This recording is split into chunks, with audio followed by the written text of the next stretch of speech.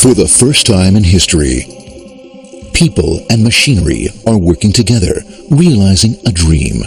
A uniting force that knows no geographical boundaries without regard to race, creed, or color. A new era where communication truly brings people together. This is the dawn of the net. Want to know how it works? Click here to begin your journey into the net. Now, exactly what happened when you clicked on that link? You started a flow of information. This information travels down into your own personal mailroom, where Mr. IP packages it, labels it, and sends it on its way. Each packet is limited in its size. The mailroom must decide how to divide the information and how to package it. Now, the package needs a label containing important information, such as sender's address, receiver's address, and the type of packet it is.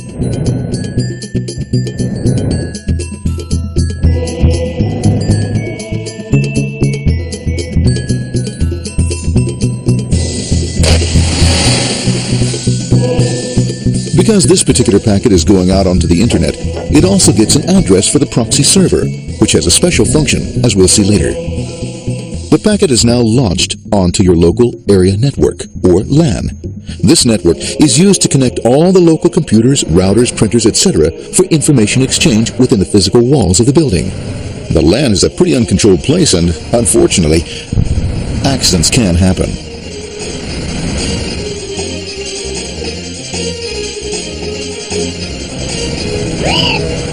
The highway of the LAN is packed with all types of information. These are IP packets, Novell packets, Apple Talk packets. They're going against traffic, as usual. The local router reads the address and, if necessary, lifts the packet onto another network. The router, a symbol of control in a seemingly disorganized world. Whoops, sorry about that. Let's put this one here, this one here. This one's here, this one goes here. I don't like this one. Let's go this one, this one goes here. Let's put this one here, another channel here. Let's put that one here, another one here. Let's put that one here. There he is, systematic, uncaring, methodical, conservative, and sometimes not quite up to speed. But at least he is exact, for the most part. That's one goes there, that one goes there, that one goes there, that one goes there, and this one goes there. Another one goes there, that goes there. He's one, let's go there, that goes there, that goes there. He goes there,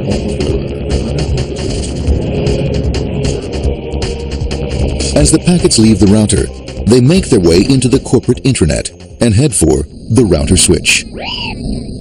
A bit more efficient than the router switch plays fast and loose with IP packets, deftly routing them along their way. A digital pinball wizard, if you will. Here we go. Here comes another one. And it's another one. Watch this, Mom. Here goes. Whoop, around the back. Hey, in there. Over the left, over the right, over the left, over the right. You got it. Here it comes. Right on. He shoots. He scores. It's going. Hey, wait. Hey, watch out. Here comes another one. Oh, here we go. And it's gone. As packets arrive at their destination, they're picked up by the network interface, ready to be sent to the next level. In this case, the proxy. The proxy is used by many companies as sort of a middleman in order to lessen the load on their internet connection, and for security reasons as well. As you can see, the packets are all of various sizes, depending upon their content.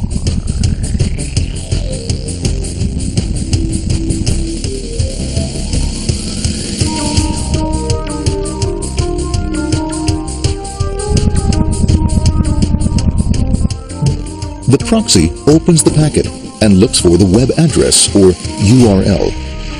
Depending upon whether the address is acceptable, the packet is sent on to the internet.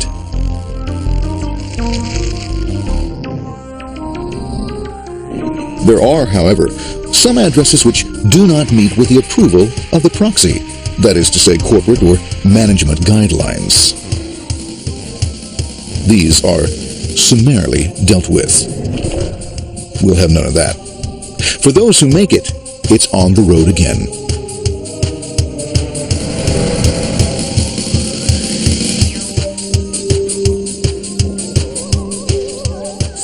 Next up, the firewall. The corporate firewall serves two purposes. It prevents some rather nasty things from the internet from coming into the intranet, and it can also prevent sensitive corporate information from being sent out onto the internet. Once through the firewall, a router picks up the packet and places it onto a much narrower road, or bandwidth, as we say. Obviously, the road is not broad enough to take them all. Now you might wonder what happens to all those packets which don't make it along the way. Well, when Mr. IP doesn't receive an acknowledgement that a packet has been received in due time, he simply sends a replacement packet. We are now ready to enter the world of the Internet. A spider web of interconnected networks which span our entire globe. Here, routers and switches establish links between networks. Now, the net is an entirely different environment than you'll find within the protected walls of your LAN. Out here, it's the Wild West. Plenty of space, plenty of opportunities, plenty of things to explore and places to go. Thanks to very little control and regulation, new ideas find fertile soil to push the envelope of their possibilities. But because of this freedom, certain dangers also lurk. You'll never know when you'll meet the dreaded ping of death. A special version of a normal request ping which some idiot thought up to mess up unsuspecting hosts. The paths our packets take may be via satellite, telephone lines, wireless, or even transoceanic cable. They don't always take the fastest or shortest routes possible, but they will get there. Eventually. Maybe that's why it's sometimes called the worldwide wait. But when everything is working smoothly, you can circumvent the globe 5 times over at the drop of a hat. Literally. And all for the cost of a local call or less. Near the end of our destination, we'll find another firewall.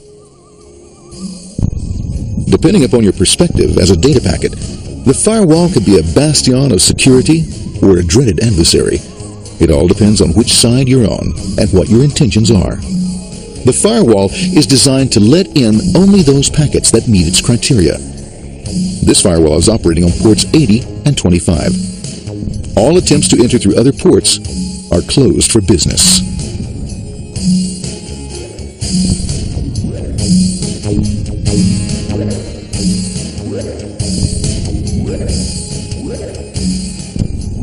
Port 25 is used for mail packets, while port 80 is the entrance for packets from the Internet to the web server. Inside the firewall, packets are screened more thoroughly. Some packets make it easily through customs, while others look just a bit dubious.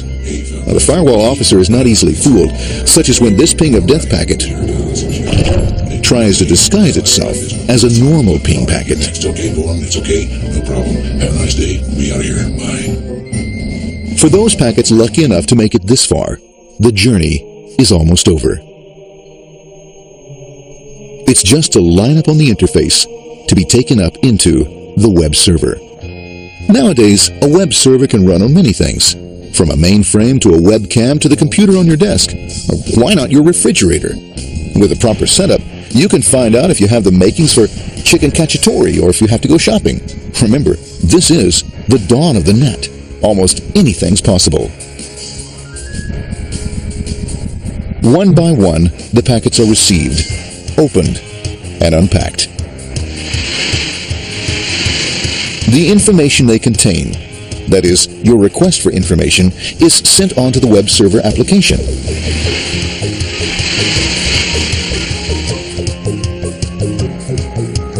The packet itself is recycled, ready to be used again, and filled with your requested information. Addressed and sent out on its way back to you. Back past the firewall, routers, and on through to the Internet. Back through your corporate firewall.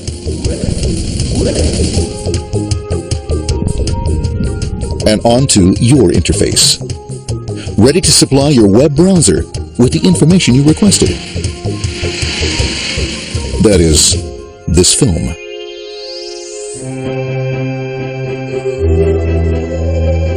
Pleased with their efforts and trusting in a better world, our trusty data packets ride off blissfully into the sunset of another day, knowing fully they have served their masters well.